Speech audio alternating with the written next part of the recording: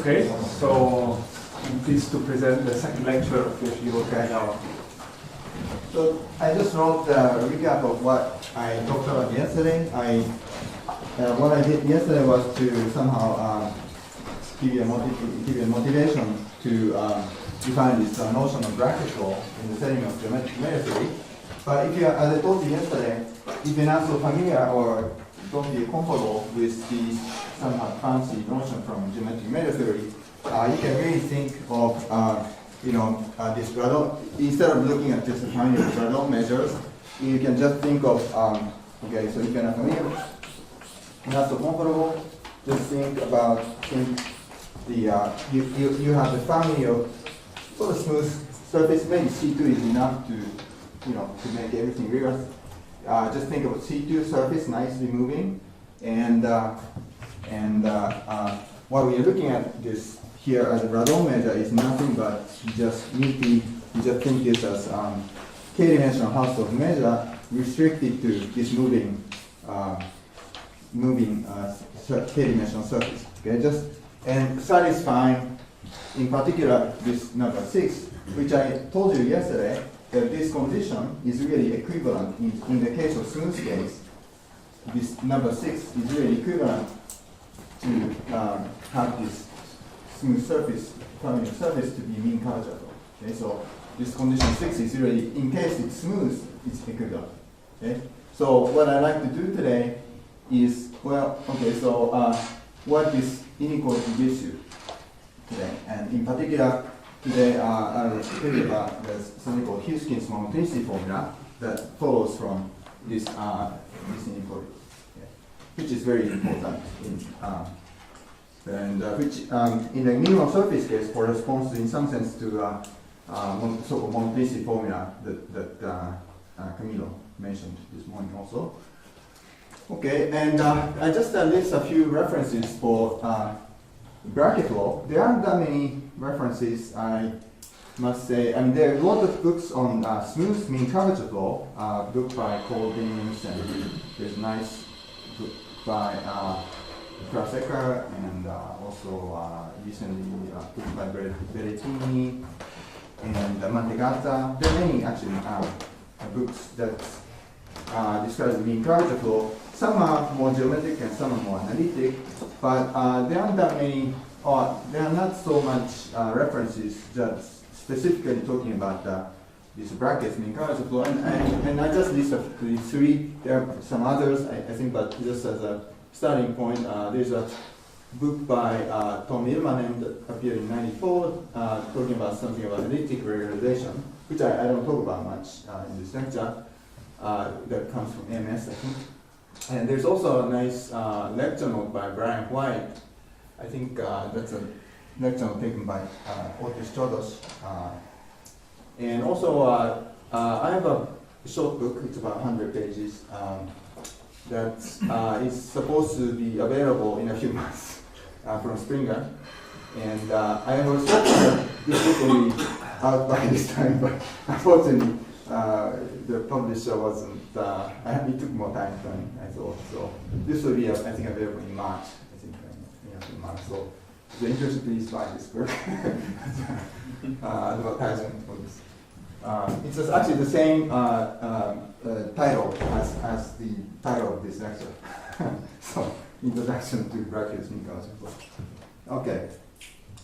Right, okay, so today, so just before I go to this monotonicity formula of Huisken, I should mention a little bit about the existence of this Brakke law, some existence of them.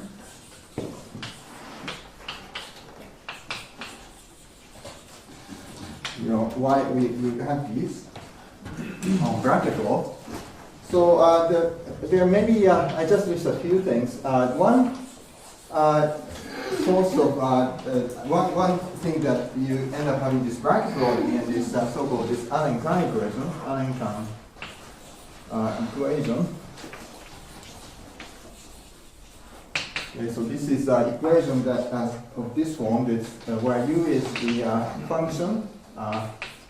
Let's say Rn plus say 0 infinity to scalar function And it's a solution of, and then epsilon is a small parameter. And then one looks at this PDE, which is Huisken, where this W is a so-called double well potential, where this W of U is this double well potential with minima at say plus minus 1. So if you don't have this guy, this is just heat equation. But with this reaction done, this U is really very much strongly down to the minima of this potential, plus 1 and minus 1. So there will be a sort of phase separation between 1 and minus 1. And this phase boundary, when epsilon is very small, has roughly the thickness of order epsilon. And as epsilon goes to 0, this is known to converge to the Brakke flow. So here I just, I can talk about this for a long time, but just here it would be approximate Radon measure. I define this to be sigma over 1 and epsilon over 3, just as I mentioned some of the things that comes up where this is time t, okay, variated time t.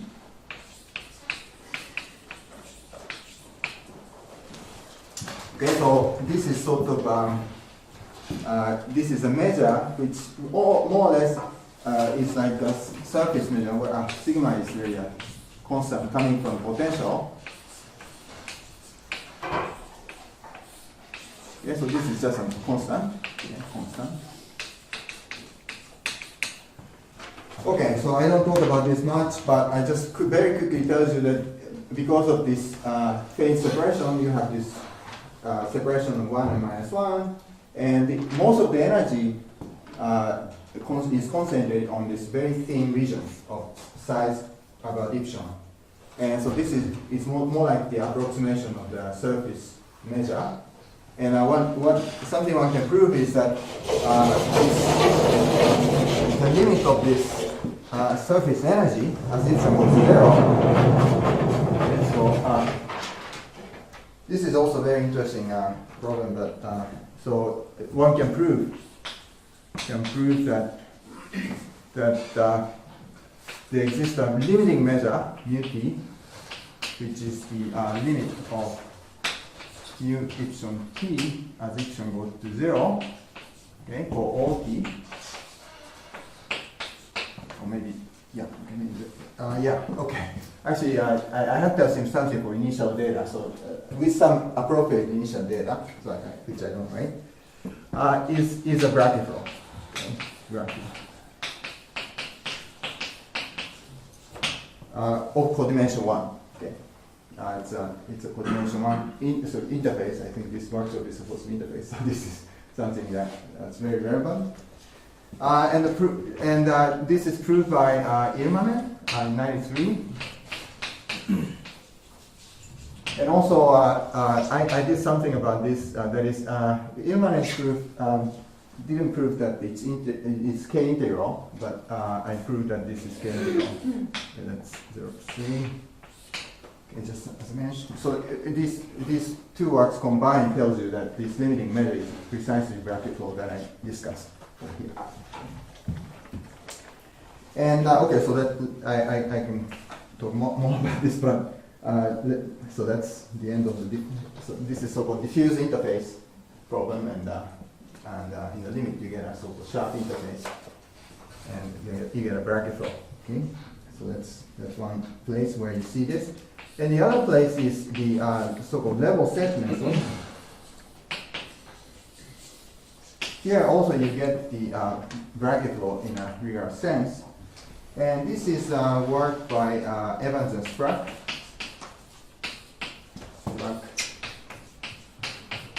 It's 95. They have 4 papers about this level set method of mean curvature flow, and I think this is number 4. I think.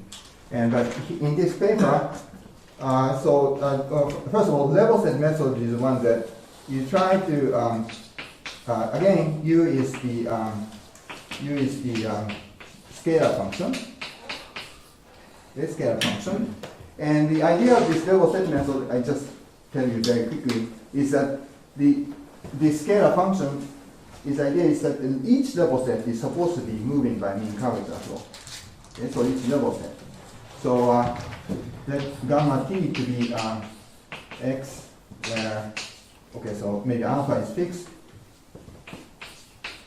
Alpha is fixed. Then the idea is you prove that, well, you try to formulate this problem that this is called alpha is at least so-called viscosity sense, if you in the sense of viscosity sense, is a mean curvature flow.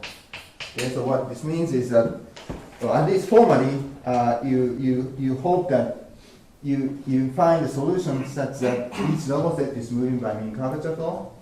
Now, what does this mean? This means if each level set is moving by mean curvature, you can actually write down formally the PDE.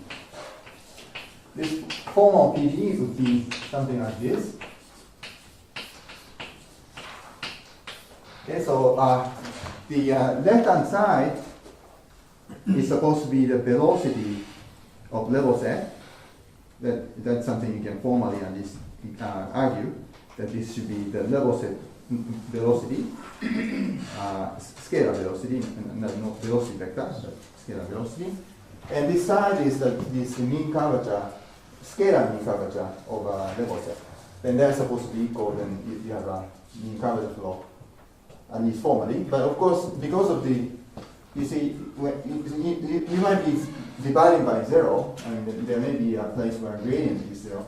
And this is actually the sort of places where you have singularity. And so that's actually a serious problem. But you can define the solution of this by so-called viscosity method. So you can talk about viscosity solution. Is using the sort of a comparison theorem. Okay, so again, I don't talk about this much more than this. But what the Evans and Spratt proved is the following. So under a suitable initial condition, so which I don't really specify here, but under suitable initial condition, what they proved is that for almost all levels, in fact, this gamma t alpha, okay, so maybe I should be precise. The measure defined by, in this case, is coordination 1, so n minus 1 alpha t, okay, is a Brakke flow with unit density, actually, in this case. Well, from this form, you know that it's a unit density flow, actually, unit density. So that's actually rigorously proven. So if not all level set, but almost all level set, that is generic level set, is actually a Brakke flow. Okay, so in that sense. And also it's unit density, precisely because of this form. Right? It's really, well, you don't have theta here, right? Just theta is 1 in this case. And this, I just mentioned, proof involves very interesting sort of compensating compactness type argument.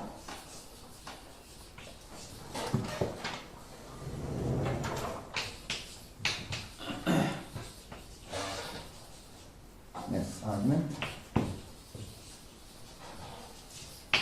And somehow there's some very nice estimate that you I guess they realize, and that's a very nice piece of work. Okay, so that's another place where you see a Brakke flow appearing. And also, let's see, I just mentioned a few more.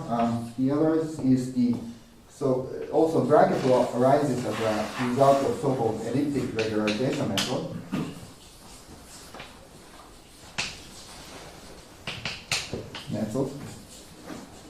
That's due to Riemann again.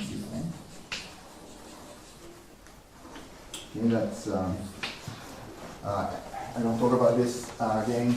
It's, using this so-called elliptical realization method, we can actually construct lots of Brakke flow. And also, there's a recent work by Schulze and White that he also used the elliptical realization method. So this one is still a lot of development in this direction. And also, I should mention that we have some relatively general resistance result of so-called multiphase mean curvature flow, which is also a Brakke flow. Okay, a multiphase Brakke's mean curvature flow. Maybe.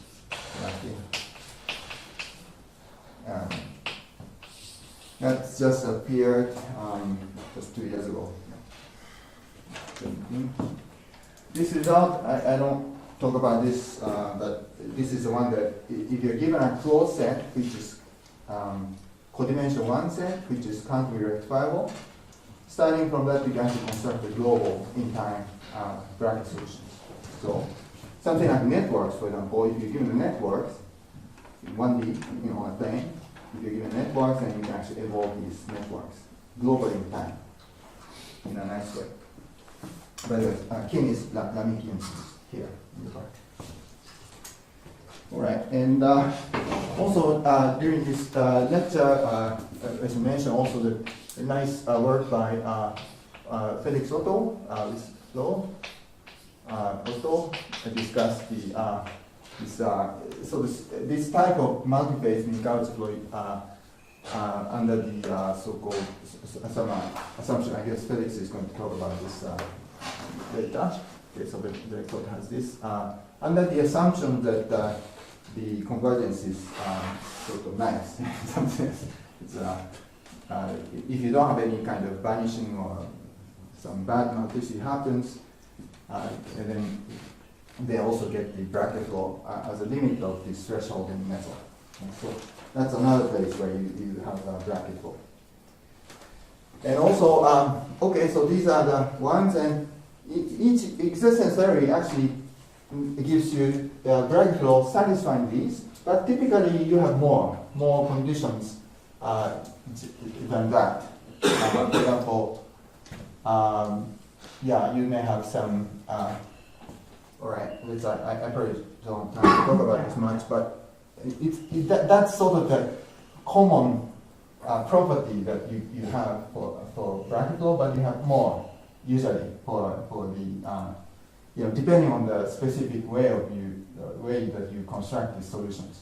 Okay, so that's the reason I said that this is more like a framework, or somehow it's not a definitive definition of Brakke flow, because it typically has something more than this. But I want to actually sort of extract the minimal property that Brakke flow should have, and I believe that these are the ones. Okay. And a bit more, like say funny measures and so forth. Question? Yeah. So is the distinguishing feature of taking these various other contexts and passing the limits, is the distinguishing feature topological, that the only information which is added to this Brakke framework is essentially topological information, and what happens is singularities? Oh, that's very difficult. Yeah, topological information, I'm not so sure how much you can get out of this. Yeah. So somehow it's a weak solutions, and talking about topology is very somehow difficult. Yeah, but it's interesting question. Yeah. Okay, so let's see. I think that's about what I wanted to say. And maybe I should also mention that.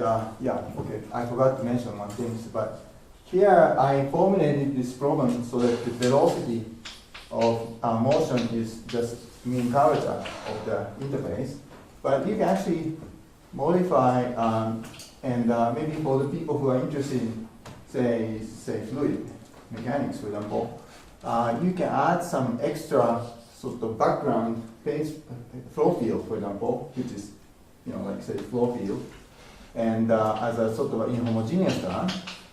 Now you have to project it to the normal direction here, But you can talk about, okay, maybe you can also add some constant here if you like.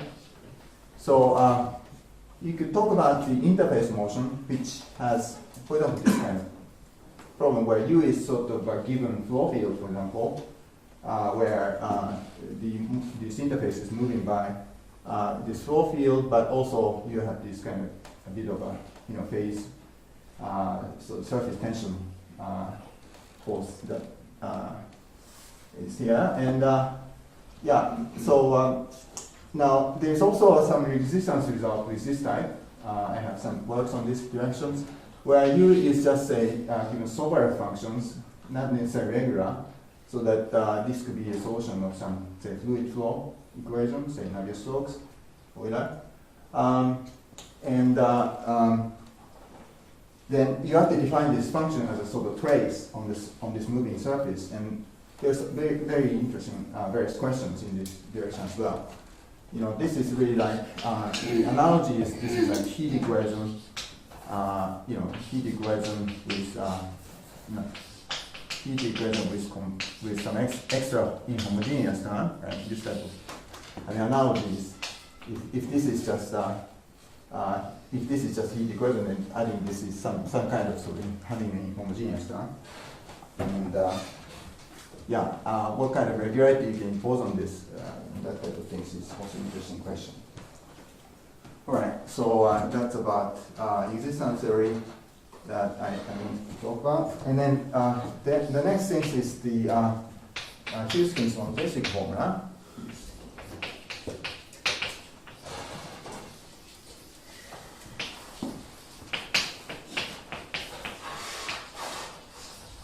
And also the results that you can get out of this is monotonicity formula. Okay, so that's the main thing I'm going to talk about today. So in the following, I assume that this unity is a Brakke flow.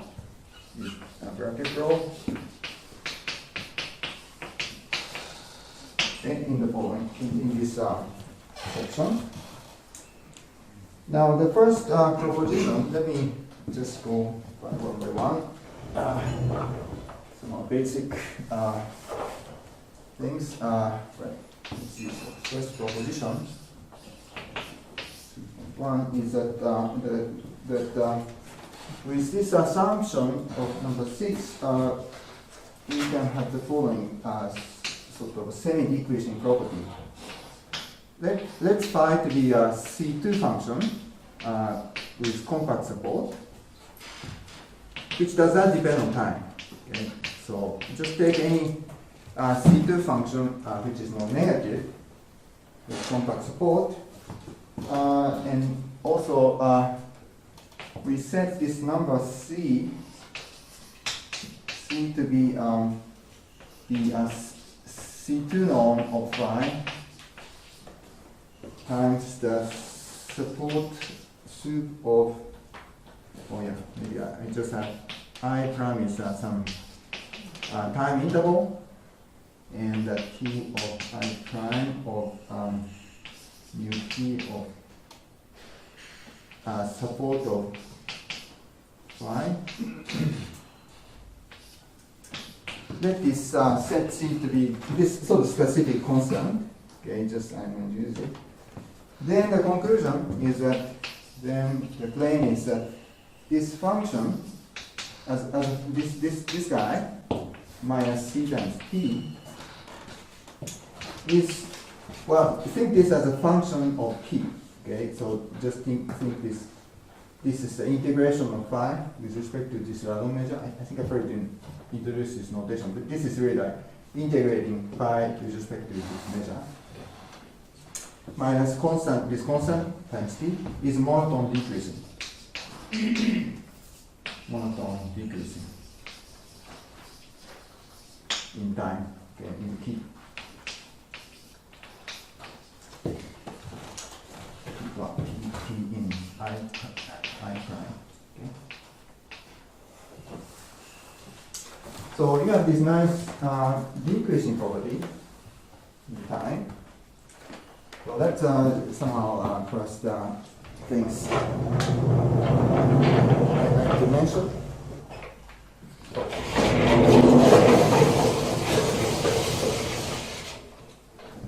so this is that sort of nice property about this bracket law, right?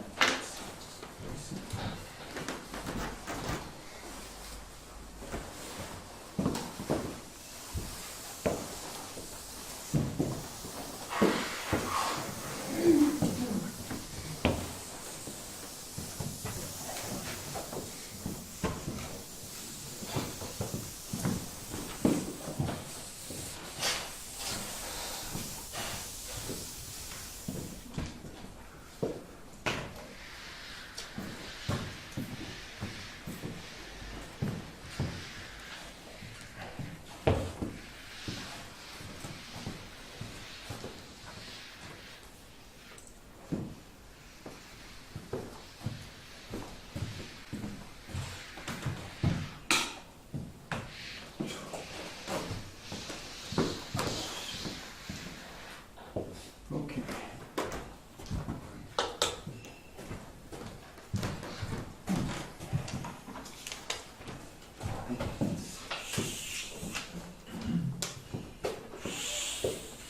Let's see the proof for this.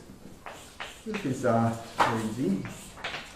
Now the right hand side of that equation, inequality is 6. Yeah, it is here. But the one that we have here, okay, this inequality is 6. Right hand side of the 6 is okay. Let me write this again. T1 to T2, dt, and another phi minus phi h. Okay, maybe I just skip subscript. Okay, it should be clear. Okay, so that's what we have. On the right hand side, no t derivative now, because phi doesn't depend on t. Okay. Now here, well, you know this minus phi h of h. This is minus h squared, so obviously this is negative term. So this term is good term to prove it's monotone decreasing. And the only guy that you don't know the sign is, of course, this guy, nabla phi dot h. But you can actually just observe that this term, you can actually write this as follows. You can write like this, phi dot h, phi, that's the same thing, okay? And then by positions, this is 1/2 phi of phi square plus 1/2 phi h square. Okay, that's fine. And then there's some little calculus exercise tells you that the sup of phi squared divided by phi, where sup is taken over the place where phi is positive. And then this, actually, you can bound this by 2 times the second derivative supremum of the phi. Okay, so this is something you can prove relatively easily. So I'm going to do this. So use this to prove. Okay, so you can use this, and just I think it should be clear now that then the right hand side, just continuing with using this inequality, then let's see. Then this right hand side of 6 is going to be bounded by T1 to T2, and now you have to also just integrate over the place where phi is positive, the support of phi, and using that, notice that since you have, the first term is bounded by this, and then you have the minus phi h squared, but this guy can be absorbed by minus phi h squared, right? Because you have 1/2, so So that you can bound only by this guy, but this one is bounded by this. So you end up having just, I guess, 2 is epsilon by 1/2. So you have just only this one times d mu t. Okay, as you can see, I think. And so, and now I define it so that this constant comes out. Well, it's below the other side of the blackboard. This is going to be less than equal to c times t2 minus t1. Okay. So this means that the right hand side of 6 is bounded by this. So as a result of the number 6 tells you that. Let's see. So we get mu t of phi. T is from t1 to t2 is less than or equal to the constant times t2 minus t1, right?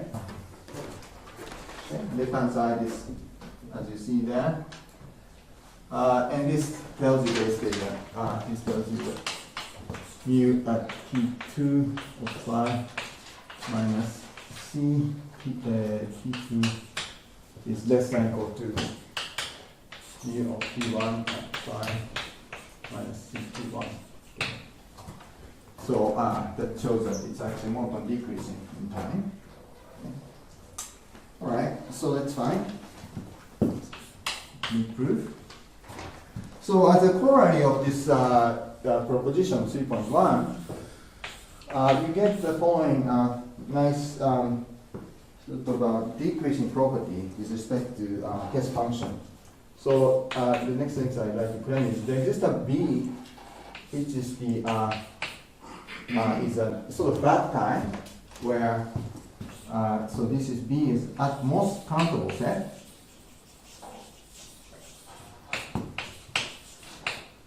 Such that for any phi which is even just continuous, no negative,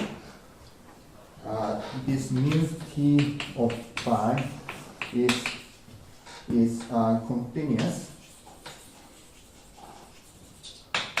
on the complement of this set. Okay. So B is sort of bad time where there may be a jump of measure. Okay? But that kind of jump can happen only countable many times. Okay? So for most of the time you have this continuity of measure in time. Doesn't B depend on phi? No. B is defined all time. No, it doesn't depend on phi. Yeah. So I'm saying that there exists a B which doesn't depend on phi. At most countable set, take any test function outside of this countable set, it's actually continuous. And so this family of random measure is actually continuous, except for this, bad time, which is countable. This one really follows from this proposition 3.1 more or less, because okay, so let me give you the proof of this. So let me just say that B is bad time. So that's a place where there may be a jump. But the jump occurs in a way that decreases in some sense. You cannot jump up because of this monotone decrease property of proposition 3.1. You can only drops, but cannot go up somehow. I cannot jump up. No? Okay, so let's see the proof.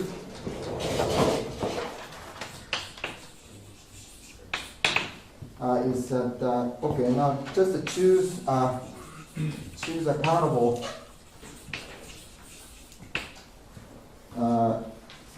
dense test function,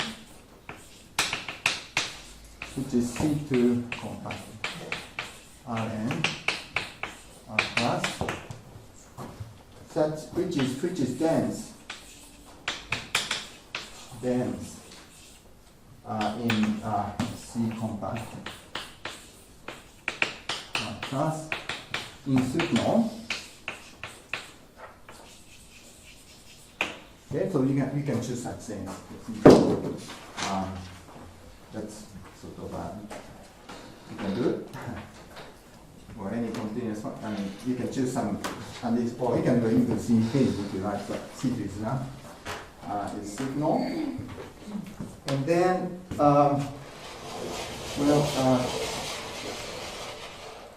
now by proposition 3.1,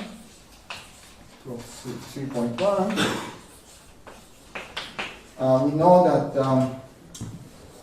this mu t of phi j is continuous except for countable many times, because you see this guy is monotone decreasing, so a jump occurs only at countably many times, right? If you have a monotone decreasing function, it can jump only at countable many times. So now this minus Ct is of course nice function, so this doesn't do any bad things. So this mu t, this guy is continuous, okay, continuous except for countable times.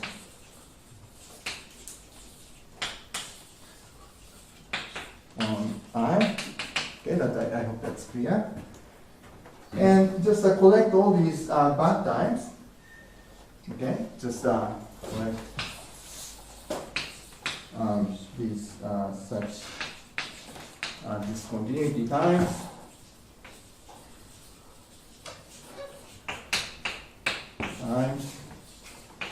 And call it D. Okay, so just collect all the jump sets of this phi j, which will be again countable, of course. And now I think I'll just skip this part. But now by using the denseness, as I wrote here, by using denseness. We can prove that for any phi which is compactly compact, continuous, this mu t of phi is also continuous on the complement. Okay. Okay, so that's about the proof. I mean, you can just sort of imagine if you have it's discontinuous, then you can actually approximate by some nice C2 functions as close as you like. So then you get a contradiction. So yeah, that's why we have these DTs. Yeah. Okay. So that's fine. All right. So you have this sort of nice continuity property of the measure in time on this.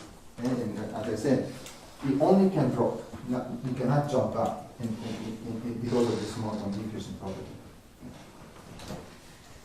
Now next, next I'd like to tell you about the Huisken compression formula.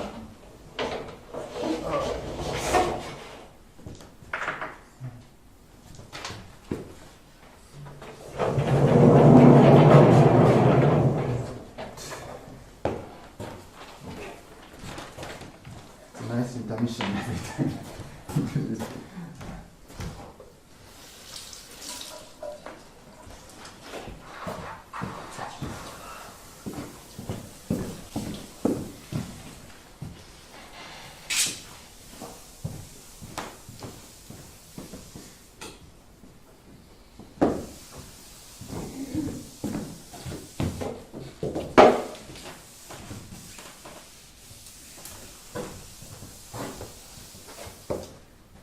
May I ask? Yeah, sure. So maybe you have already answered, but so in the proposition, why there is no contribution from the set where phi is 0, but the gradient, for instance, is not 0? Yeah. So why there isn't? Because so when you divide by square root of phi, you can do that if it's positive, and then okay. But so the set where phi is 0. Yeah. Let's see. So the right hand side of 6 can have a contribution from that side.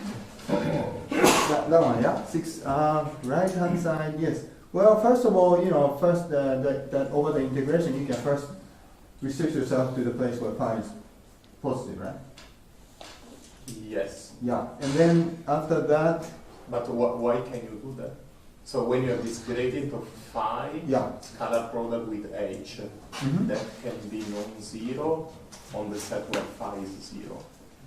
Yeah, phi, when phi is equal to 0, the gradient of phi has to be also 0. Almost everything. Okay. The differential is positive. It's a Okay. C1 function, so yeah. Okay. Okay, because it's Lebesgue measure 0. it has Lebesgue measure. Okay. Yeah, it's, But you are integrated in No, mu. assume the positive function is positive. That must be the case. yeah, yes. I mean, you need to only integrate at the place where phi is positive. Yeah, not that the place. So in the right hand side of 6 is the integral from the set where phi is positive. It's already the definition. I guess by definition. Okay. Integration. Yeah. And then okay, I Yeah. understand. I think so. Because you are integrating Yeah. the mu. So it's not from that dimension. Yeah, that's just like by definition of integration. Okay. Yeah. It's in the definition. Then you could just do the inequality without dividing by 5. Okay, so now, okay, let's see. C0 and C2 now. Yes. How to find So next is the one that's discovered around 90, I think. It's, but before that, I need definition. Definition 3.1 is the now this is a definition of so-called backward Huisken. So now you fix y0 and also t0. Okay, and also for any x in Rn and any t less than t0, then this just think this y0 and t0 to be fixed, and I'm defining the function of x and t as the follow. Define this rho of now I want to hide this y0 t0 in some sense, so I just think this as a function of x and t, but just to when I want to emphasize it is these guys are fixed, I may write this way. Okay, so that's this one, but now this is defined as the just like Huisken, but backward in time minus t k over 2, and here's exponential function of minus x minus y0 squared 4 of t minus t0. Okay, so that's the backward Huisken. Okay, so note that as t approaches to t0, this becomes like a delta function. But note that this is k-dimensional, so now we are talking about this guy on Rn, so it's not really. If you restrict to k-dimensional space, then this guy is actually like a delta function. Okay, so note that this is not n but k-dimensional. Now the Huisken's monotonicity formula says the following. Very nice and very fundamental in this analysis is that Huisken's. I think paper appeared 90. I think. Now under a certain under some minor growth condition of the measure, which I don't really want to discuss, but so let me just with some little assumption which is a bit nuisance to discuss, so just let's skip this. For t1 to t2 less than t0, here this guy is a fixed one, so any t1 and t2 in this time interval, okay, t0 could be as large as you like, or whatever, we have the following. We have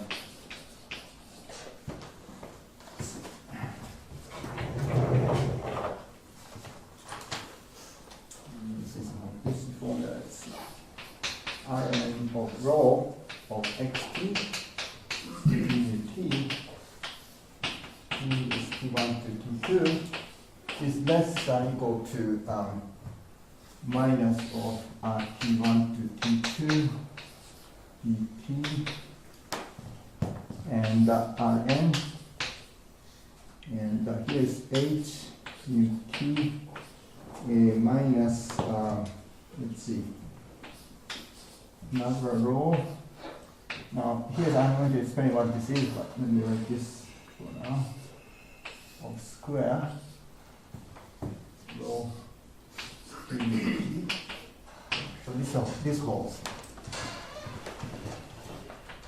Where this, well here, where this number rho, this part is defined to be the projection of, I think this was how I wrote this, I think, yeah, this. Now, normal projection of the tangent space of this guy, okay, of, okay. You know, notice that since this measure is a k integral, for almost all time, you have almost everywhere tangent space, approximate tangent space that I defined yesterday, right? So you can actually well define this normal projection to this tangent space. So you take the gradient of phi, rho, and then you just do the normal projection to this. And actually, this comes out to be, it's not difficult to check. Yeah, okay, so, and note that this one divided by rho. Okay, now, you know, you have this explicit expression for this heat kernel, so you can actually compute this, what this is, and you can just easily check that this is going to be minus of x minus y0. And here's again normal projection, and t0 minus t. Well, actually, just, you know, a special derivative is here, yeah? So this differentiation comes out, and then you can actually check that. So the exponential is positive, and should it be a different sign? Sorry? The power of the exponential is positive, the way you wrote it. Okay, sorry, yeah, sorry, I'm sorry. Yeah. Yeah. Sorry, that's right. Thank you. Yeah, no, sorry, yeah, that's fine. Okay, that's totally wrong. I hope that's fine, yeah. Yes. Okay, so now notice that this is a negative quantity, you know, this is square inside of the integral, so this integration is a positive number, so this is minus sign. So this means that this quantity is decreasing in time. It's monotone decreasing in time. So this tells you the Rn of rho of xt mu t is monotone decreasing, or t less than 0. Okay. Yeah. And it's monotone decrease unless the right hand side is vanishing. Okay. So that's a nice formula. I just want to call this number 7. Right. So let me prove this. Note that this is, of course, not trivial even for smooth case, right? I mean, if you have smooth mean curvature flow, I think this is certainly not trivial. You know, it doesn't really follow whether it's smooth or not. Okay, so let's see this. This also, well, originally was Huisken's case was of course smooth case, was not for smooth case, but actually the same proof works for Brakke flow as well. Okay. And actually, I think it's easier to see it this way, in fact, than the original Brakke's, original Huisken's proof in some sense, I would say. I mean, original Huisken's argument is somewhat more differential geometric, but here it's totally explanation. No computation is really involved. So let me show you the proof. But we need some little bit of result from GNP. Okay, so to prove this, in the brackets formulation, we need at least one sort of hard theorem, which I just tell you the result. Right. So this is a very nice hard theorem. So this is so-called the Brakke's perpendicularity theorem.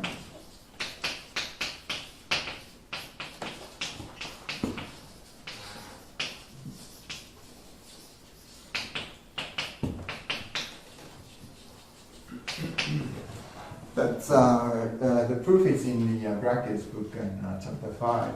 Right, so this is 78. But well, this has been reproved by other people as well.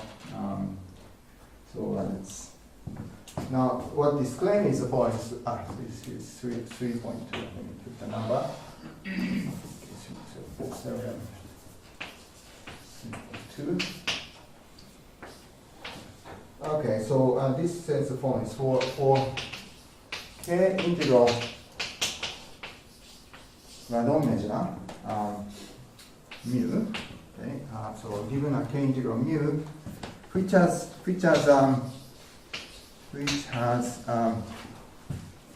generalized mean curvature vector h, right? H mu. The claim is very simple. Then what we can claim is that the tangent space of this guy, and then this mu at x actually is equal to 0 for mu almost everywhere. X. That's it. Yeah. So let me explain what this means. This seems kind of strange. If it's a smooth case, mean curvature vector is actually really perpendicular to the surface for sure. That's almost like by definition. It's like really, you know, the way you remember how you define mean curvature vector is really like the sum of the principal curvature times really normal. For example, in type of surface case. So it's obviously perpendicular to the tangent space, but with this kind of generalized setting of this, radon measure, it's never be clear whether this generalized mean curvature vector is going to be perpendicular to your tangent space. But actually, this is true, at least for almost everywhere sense. Okay, so this says that this generalized mean curvature vector, which is defined the way I defined yesterday, this guy is. So you think this as a projection map, okay? Don't forget that this you think as a projection map to the tangent space is equal to 0, meaning this vector is actually perpendicular to the tangent space of this measure. So this is something that's non-trivial. It's actually rather hard to prove this because it's more like a C2 information about this radon measure. Right? It's a mean curvature vector like C2 quantity. So. And in fact, this is not the optimal statement. In fact, if you know a little bit more about this kind of things, as long as your measure has a so-called bounded first variation, you have this property. It doesn't have to be this general thing comes to exist, but as long as first variation is bounded, then you have this property. But here, just for our purpose, this is good enough. So. Is there any question about this? I hope this is clear to everybody. I mean, very non-trivial statement here. But we can use it without worrying too much. So that's for me, it's more like a user, sort of attitude. Okay, this is true. We can use it. All right. So this is something we need. And then I need this. Surprisingly. Yeah, it's very fortunate that we have this perpendicularity theorem, because otherwise we can't prove this. Yeah, we can't prove this Huisken's monotonicity formula without this.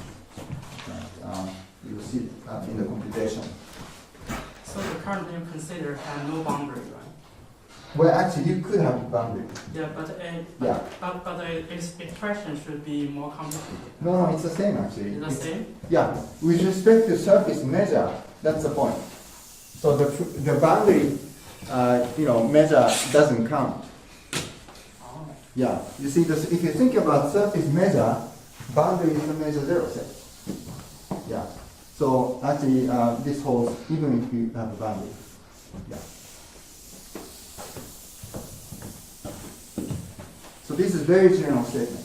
In fact, it's true for this integral measure. And in fact, this is not true if you don't have this integrality, so-called. You see, if the multiplicity is not integer, then this is not true, in fact, in general.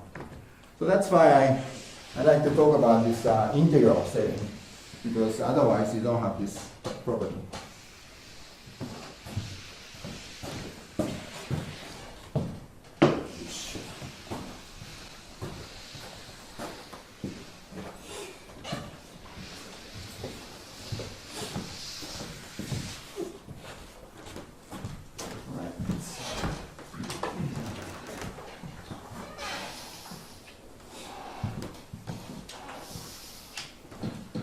So the next, another little proposition we need is the following. This is also a nice property for any orthogonal projection matrix.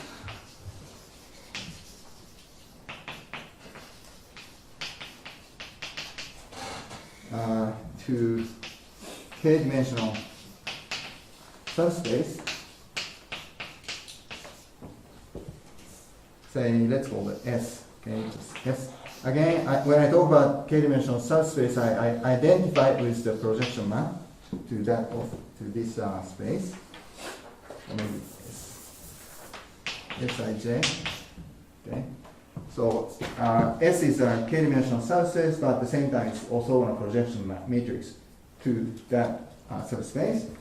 Now then we have the following computation. Then we have the following computation. This is I go from 1 to n, and Sij. So this is a projection.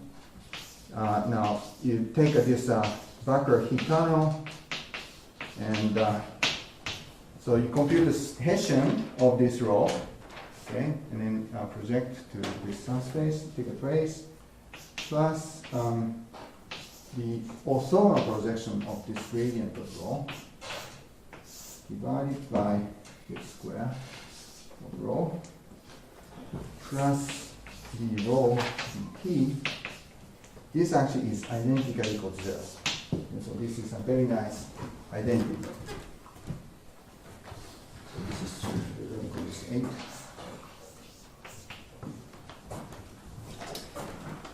Now, you can check this directly, but since this is a sort of invariant under rotation, you can really check. You can just check this. Okay, I really hope that you can just do a computation on your own.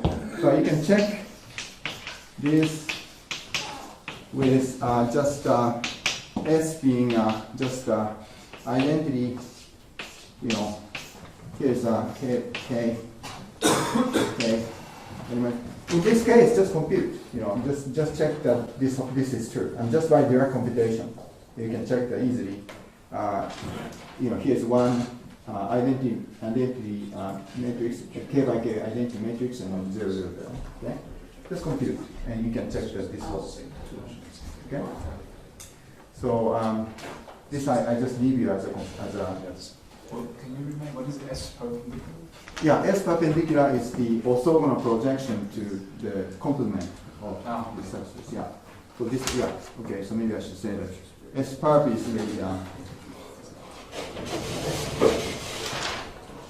S perp is a projection to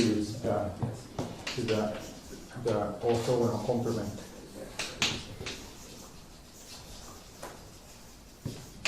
S. Okay, so that's like I guess n minus k dimensional, subspace. Identity minus S. Yeah. Is it identity minus S? Identity minus S. Yeah, right. That's right. Exactly. Yes. Yeah. Yes. Yes. Thank you. So it's a little computation you can check. It's actually kind of, you see, oh yeah, this works. It's something that you can check. It's just sort of miraculous kind of identity. Yeah. Okay, so this is something that I gave to you to check. And note that this is true for any subspace. Yeah, that's the point. It's not just one subspace, but it can hold for any subspace, k-dimensional subspace. Okay, so I'm going to use this property. So the proof of 3.1 of theorem 3.1 just uses these two things. Okay, and also this inequality 6. Okay, so what you do is use rho as the test function.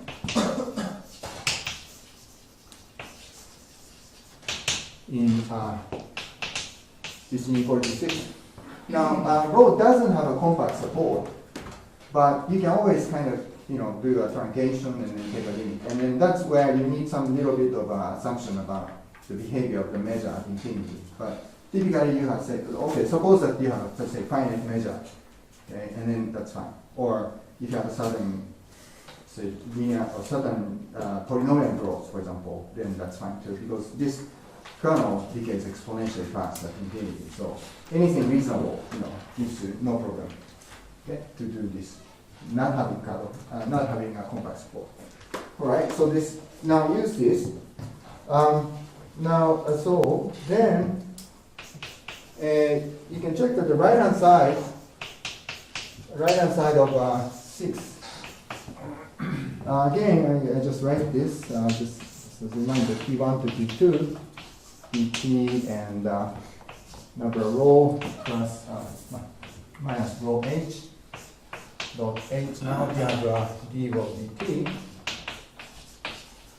Okay, that's the right hand side of inequality 6. Now you do a little bit of computation here. For almost all time, we know that the mu t is k integral. Okay, that's by assumption. And also, we have this generalized mean curvature vector. So we can apply this theorem 3.2, okay, for almost all time. We got this property for Brakke where we know for almost all time it's integral, k integral, and mean curvature is mean curvature exists. Okay, so use this. We are free to use this theorem 3.2. Yeah.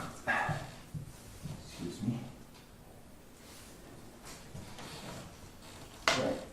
Now, you do a little bit of computation. Let's see.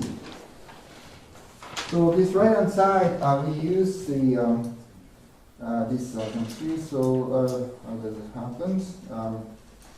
Right. Let's see. So you now just look at this integral.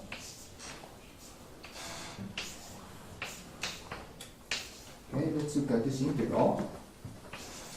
Just forget about time integration for the moment. Now you do the following. So you write this as well. Let's say here's first minus rho h squared term, and then you do the following slightly funny things. You add and subtract one term like this. Okay, so you do this. Okay, so this is the same. So what I did is, let's see, it's a bit confusing. Then you have this number of rho dot h. So I added another one and then subtracted. Okay, just to get a completion of this completion of square. Okay, that's the reason I'm doing this. And then, right, let's see. So this comes out to be yeah. So the one thing which one notice is that here you see H is normal to the H is normal to the tangent space. So I can actually replace it by a normal projection if I like. Yeah, because tangential component is 0. Yeah? So I can just project it to normal. I hope that's clear.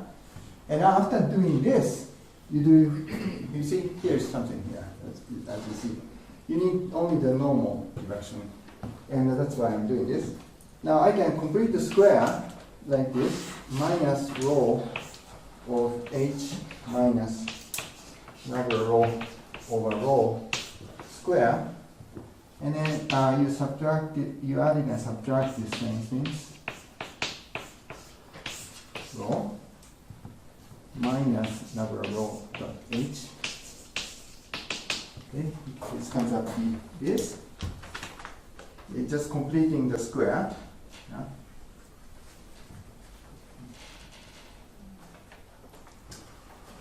And now we have also something about this guy.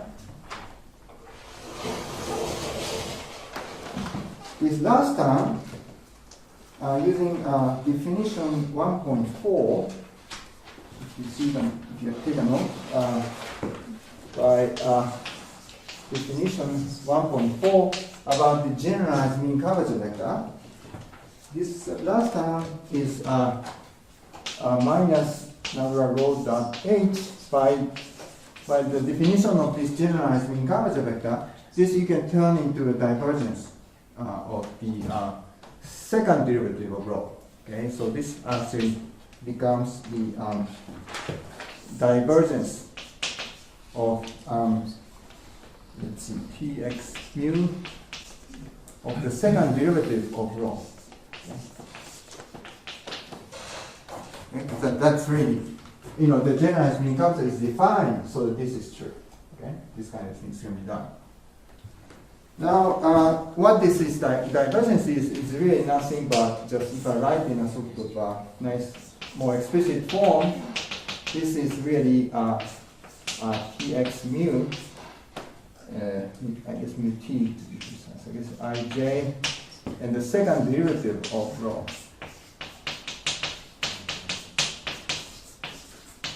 Okay, so that's a more explicit form of what divergence is. Yeah. So, but it's the divergence of the gradient. Yeah, divergence of sorry. Yeah, sorry. Gradient. Thank you. Yeah, divergence of the gradient. Yep. So now we see something here. Now you have this term and this term, and another term we have is this time derivative term. And by this proportion of 3.2, note that this S here, you can use the tangent space. Okay, so it's precisely vanishing. See, here is this term. Okay, that comes from this, and this is this term. And the last term is this time derivative. Okay, so that all adds up to be 0. Okay, so you're left only with this quadratic term. Okay. So that's why we have this intensity formula. Okay, so that's the proof. So the last things I was saying was that by 8, that is, we have only this one, this negative sign.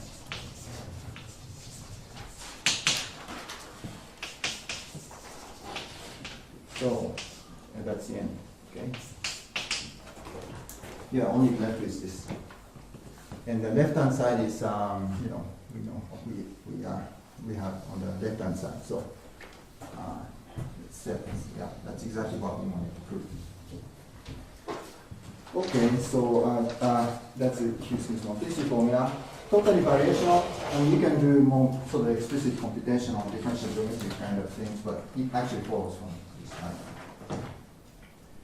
Okay, so now let me discuss some of the consequences of this monotonicity formula. This is very powerful to control local quantity. So, this monotonicity formula gives you some kind of local measure control. That's very natural. Now, let me state some sort of exemplary kind of proposition coming from this monotonicity formula. And let's assume, for simplicity, I don't need this, but just for the purpose of simplicity, the total measure is finite, and also for all time, the total measure is less than or equal to, say, mu0 of Rn. Okay. This is not so important, but assuming that this is true for P. Okay, just for simplicity, I can actually localize, and you don't need this, but for simplicity, let's assume this. So this means really the total measure stays finite. Okay, so if your initial data has a finite measure, usually this mean curvature flow is a decreasing measure thing. So this kind of things is true. Right? And but my claim is that the following type of things is true. Then there exists a constant which only depends on basically dimension k and delta, which is just fixed number, such that this is true, such that the Freeman of R is moving integer, and the time is not very close to 0. So let's say t is bigger than delta square, and x is arbitrary. Now supremum over this, and mu t of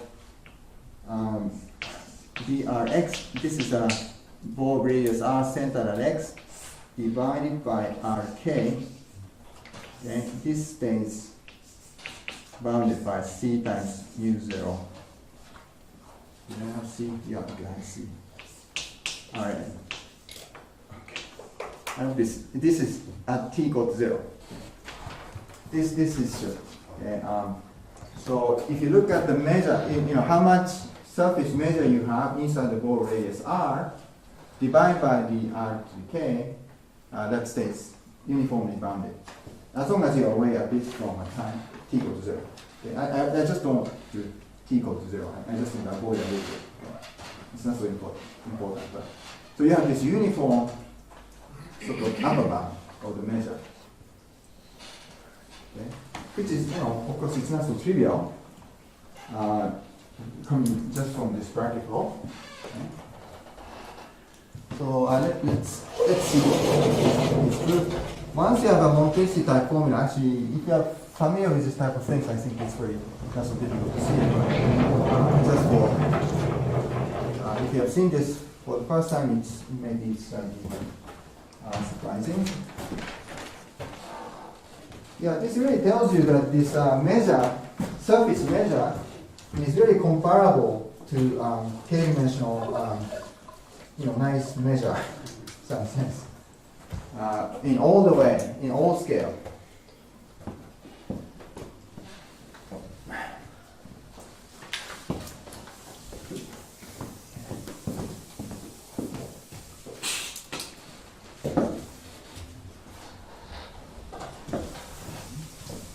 Yeah, this is well-known property for minimal surface. In fact, it comes also from monotonicity formula, and here is the same in some sense. I guess many of you are familiar with minimal surface, so it's very not so surprising. In fact, when the Brakke first defined this type of Brakke flow, actually Brakke didn't know this monotonicity formula. So actually he didn't have this type of uniform bound. But I must say it's strangely, he kind of assumed this kind of bound is available in his work, which I sort of never understand how he could have done it. It's sort of interesting. I mean, intuitively maybe that should hold, but there's not any proof. So, all right. So let's see how this proceeds. So I may call this is a so-called density upper ratio bound, because you see, this measure behaves like k-dimensional measure, right? For all R.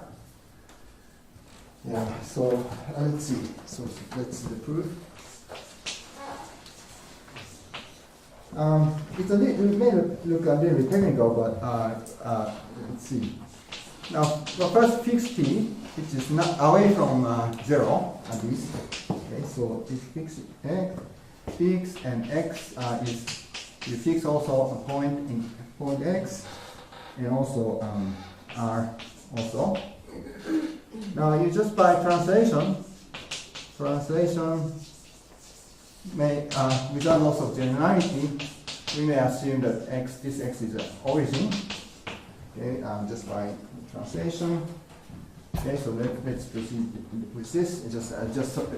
We try to have that kind of bound, uniform bound. Yeah, and right. Now, what we do is you use this monotonicity formula.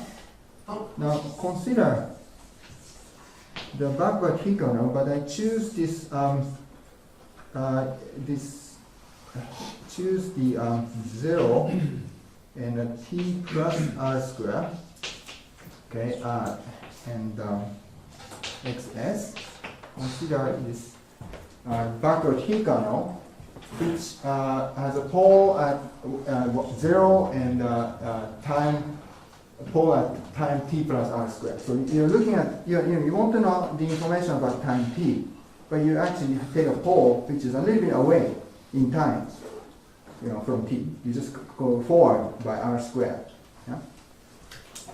And now by formula 7, that's the monotonicity formula, with T1, I choose T1 to be equal to 0 and T2 to be equal to T. Okay, in the formula, we have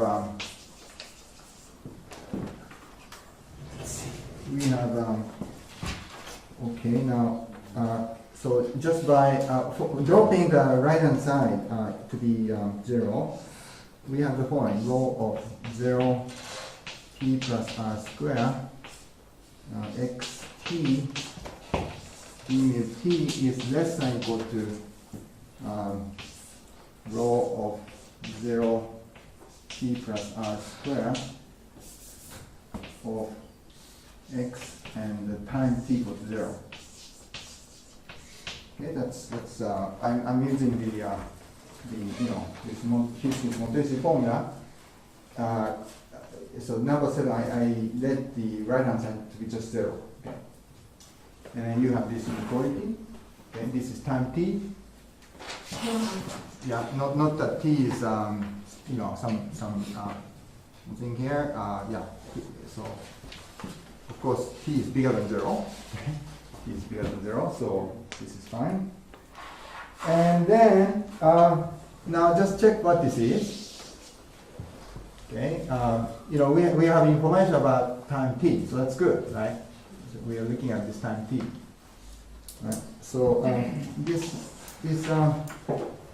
quantity xt.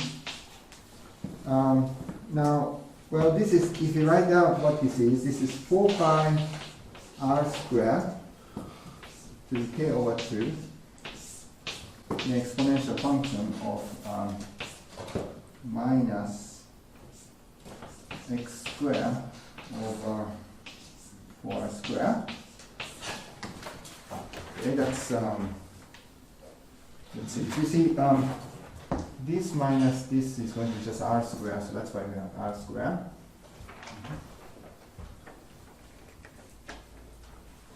And this quantity is on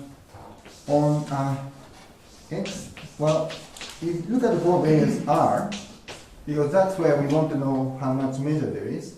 Mu t on ball radius r is the one that we want to know what they are. Okay, so when x is within this range, note that this guy has this one is bounded from below by at most 4 pi. Well, you see, let's see what you have here.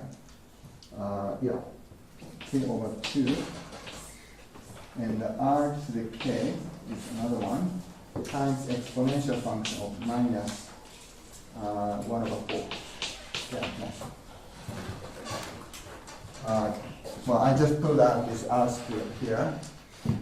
This is constant, and then this x, if x doesn't become bigger than r, of course this is bounded from below by minus 1 over 4. Oh, sorry, I guess I'm running out of time. Right here is 4.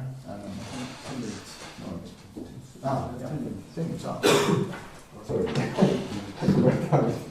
Okay, so you have this lower bound, which is nice because you have this 1 over k, right? So you want precisely this type of thing. So that okay, so this left hand side is that's left hand side of this inequality is bounded from below by some constant, depending only on k, r to the k, mu of dr, 0, right? So let's bound it from below by this. Yep. And then the right hand side, on the other hand, this right hand side square x0 is actually sort of harmless in some sense because this is 4 pi p plus r square k over 2 exponential function of minus x square 4p plus r square. Right, that's but it's actually this guy is bounded as long as t is away from 0. Okay. T is away from 0, then you are actually you can bound this guy, for example, by delta square. So it's a 4 pi. The danger space is where t becomes 0. So this is bounded by this kind of quantity. This is less than 1. So that's fine. Yeah, this is true for all x. Okay. So the right hand side is actually uniformly bounded. I mean, depends on delta, but it's fine. That's constant. Okay. So this gives you obviously. So it's the this quantity 1 over rk mu of dr. There is bounded by some constant of k and delta. Okay. As long as t is bigger than times mu of rn. Okay. Yeah, I bound this by constant, and then you are still left with a total measure of mu 0. So, and so that's a proof. Right? Okay, so that's good. That's upper bound. And also there is another. So this is upper bound, but there's also a lower bound, which is also very interesting. I'll tell you next time. Position 3.4 is a lower bound, but it's not a lower bound that you are familiar with. It's with the same assumption, 6 delta.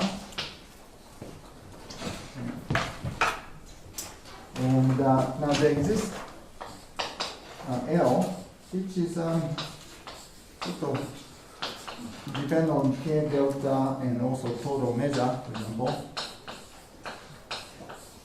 which is maybe big, and also some constant, also depend on dimension, such that the following is true. Okay. Such that if t is bigger than delta square, so I want to avoid 0 again. I just want to be a little bit away from 0. And and the x is support of mu t. Okay, so that means x is in the sort of moving surface. Okay, the support of measure. So if you are in this at the place where you are at the place where the surface is, then and also I guess another little bit of technical things is I want to assume that t minus r squared is bigger than delta square. Okay, so these are assumptions. So maybe I could have just said that here is that's in the first place. Yeah, so this way. I just wanted to avoid 0. That's all. Then the conclusion is the following. So then we have the following. So then mu of t minus r square of ball radius r times L centered at x divided by r to the k is bounded from below by the c. Okay, this number c. By the way, of course, this is positive number. Okay, so let me explain this, what this means. So geometrically, what this means is, suppose your point x is in a piece of moving surface at time t. Okay, so this is what it means. If you are, so this really, if okay, so just to get a feeling, if mu t is just a moving surface, okay, then that means really like x is in gamma t. Okay, so that's all. Yeah. So even as I'm familiar with support, it really means that at this point is in the surface. Then what this claim is that then if you go back in time by r square and look at slightly bigger ball, then there is sort of this log. Okay. I think I'm running out of time. So I was going to prove this, but maybe okay. Anyway, so this gives you a sort of interesting consequence. Some of the contra what's the name in English? I forgot, but contra. The point is, okay, so if you think sort of slightly different way, this means that if you at time equal to t minus r square, if you don't have enough measure, you're not in support a little bit later. I don't know if this makes sense. Huh? Counterpositive? Yeah, counterpositive, that's right. Thank you. Counterpositive.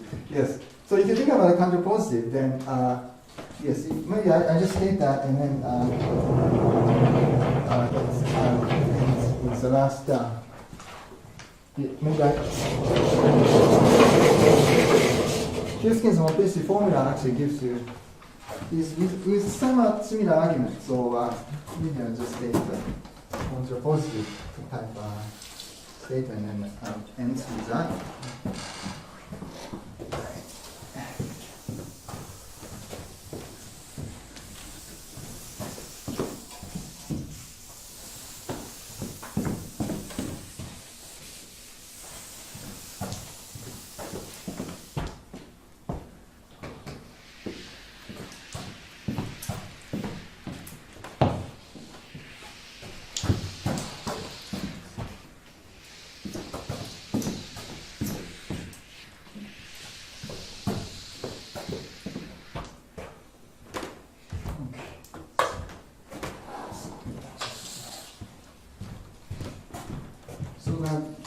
Positive of this, I just stated.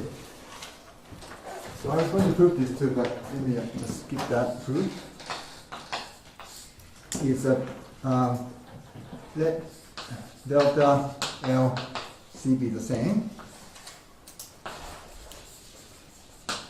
Then if T is bigger than delta square plus R square again, and mu t minus r square of, let's look at the twice as big ball. It's less size of big constant times Rk, okay, strict inequality, then mu t of dLr of x is actually equal to 0. So that's the contrapositive proportion 3.4. So I stated a little bit differently. So the idea is that if you look at the time slightly before than t, look at the ball radius 2 times Lr. Okay? So you're looking at the ball 2 times 2Lr. And assume that the measure inside here, okay, so here's that's t minus r squared. That's slightly before. Okay? And suppose you have, okay, maybe it's good to think about the 3D case, because so n equals to 3 case and k is equal to 2 case. Okay, so it's a surface case. So what this is claiming is, okay, now when t minus r squared, you have in some sense not so much measure compared to, say, unit ball, say. Okay? But still the picture could be quite ugly. I mean, small surface measure doesn't necessarily mean you have nothing, right? Of course, you could have some small, little, very thin tentacles everywhere, for example, and you still can have a very small measure. So a priori, maybe you can have little, sort of, lot of things, but very thin, for example, with very little surface measure, right? Like, lots of things, but very, very, very small measure. Okay? But what happens is that when time equal to t, then if you look at the half of the ball, there's nothing inside here. Nothing. Okay, so you see, if you don't have, so you see this is a contradiction, because if you have something here, some piece of surface here, even very tiny piece, what that proportion 3.4 claim is that there must be certain amount of measure in the ball radius L times R, which is going to be inside of this 2 times LR, right?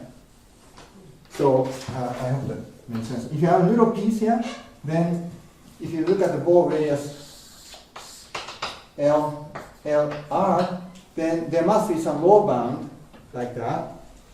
But you see, I'm saying that, okay, there is enough measure. So this tells you that whatever you have, maybe it's very messy things inside, at some point. But if you don't have much measure, then in say half of the ball, there's nothing in here. And even though this is, you see, notice that this is a parabolic problem. So, parabolic problem, maybe even if you have a small amount of things, parabolic problem doesn't necessarily, wipe out everything, right? I mean, because it's parabolic, you may have some little residual kind of quantity left. But here, in the case of Brakke law, or this mean curvature law, you really have nothing inside of this half of the ball if you don't have enough measure. So in some sense, geometrically, what's happening is, if you have very messy little things here, the beam curvature basically kind of wipe out everything inside. Because the very thin things is supposed to have very large curvature, and that kind of really wipe out everything here. Okay, so this is something called, in Brakke's book, it's called clearing out lemma.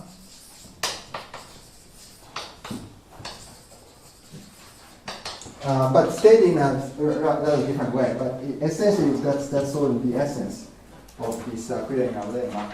Right? His proof is actually without using Huisken's monotonicity formulas. It's a bit more difficult to understand, but idea is the same. Okay, so I think I'll skip this proof of this proposition 3.4, but the idea, the line of proof is somewhat similar to the previous one. Okay, you actually, the idea is that if you have a little piece, then you actually look at the place, you look at the small ball where you have enough sort of density ratio. Okay, and because if you look at the extremely small scale, everything is actually flat in some sense. I mean, but you have to look at very small scale. But as long as you have a piece, you have to have some piece where it looks flat in a very, very tiny scale. Then you can actually go backward in time using Huisken's monotonicity formula, and actually you can get sort of a lower bound from that. Okay, so that's sort of the idea. And if you're interested in the actual proof, I have a note, so you can take a look. But okay, sorry for running over time.